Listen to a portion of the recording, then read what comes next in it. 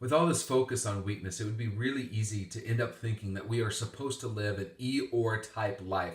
Woe is me, life is difficult, I am so weak, and on and on and on. Nobody truly wants to live this way. If we are living this way, we actually don't think that we are. And nobody wants to be around somebody else that lives this way. So, how do we live with our weaknesses? Today we continue the thought from yesterday. It's a different chapter, but it's the same thought process that Paul was giving us from yesterday. Yesterday he was specifically talking about the persecutions and the dangers and the difficulties that he went through. Today he talks about what he characterizes as weakness.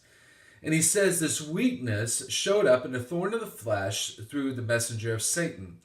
There's a lot that has been said on what this really is. Here's what I think it is. I think that it's the same thing that happens every time that Satan shows up. What happened in the Garden of Eden when Satan showed up? He tempted Adam and Eve to sin, right? What happened when Satan showed up to God saying, look, this Job guy, hey, it's really easy for him to bless you right now because you have blessed him with all this stuff. Touch his life, and he will curse you. Satan wanted Job to curse God. When Satan showed up to Jesus, what happened? Satan was trying to get Jesus to shortcut the mission that God had for Jesus. Every time Satan shows up in the Bible, we see somebody being tempted. And that's what I think that Paul is talking about here when he's talking about his weakness. He's talking about temptation. You may say, wait a minute, he goes on to say that I am boasting in my weakness, or in this case, it'd be temptation. And that he takes pleasure in his weakness or his temptation. Here, boasting and pleasuring isn't being like, woohoo, I got tempted today, yes! Or that I enjoy being tempted. But what did Jesus say?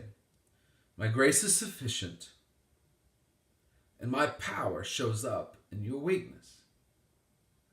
See, it is through our weakness that God is most powerful. Why? Because it is in our weakness that we are most dependent upon Him. See, grace, we've got to be reminded what grace is.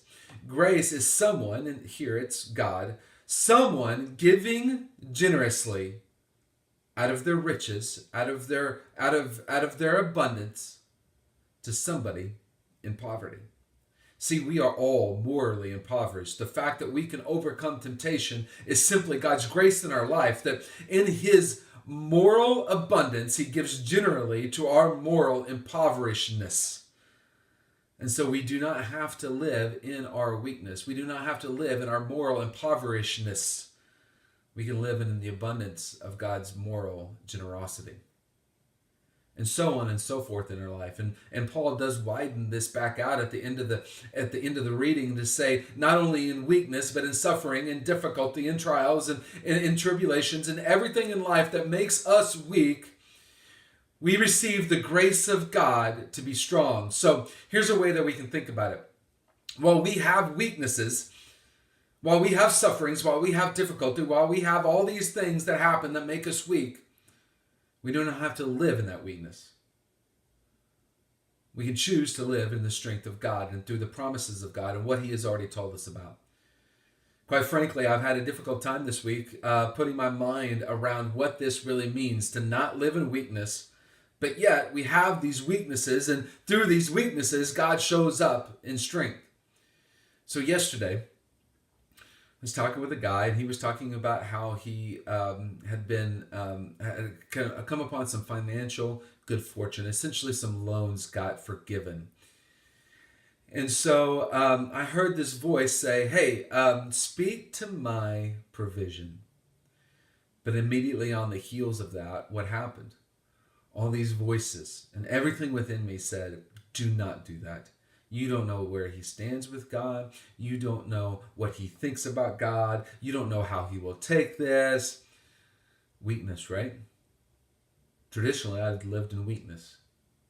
But yesterday, because of all this focus, I decided to live in the strength of God and simply say something along the lines of, man, God has certainly provided for you all. No fireworks. He didn't get on his knees to confess or anything like that. A simple conversation, but still, I believe that I walked in the strength of God and not in my weakness. It's hard to not live in our weakness. It's so easy to get navel gazing and focus in on how bad our life is. But instead of living in our weakness, live in the strength of God.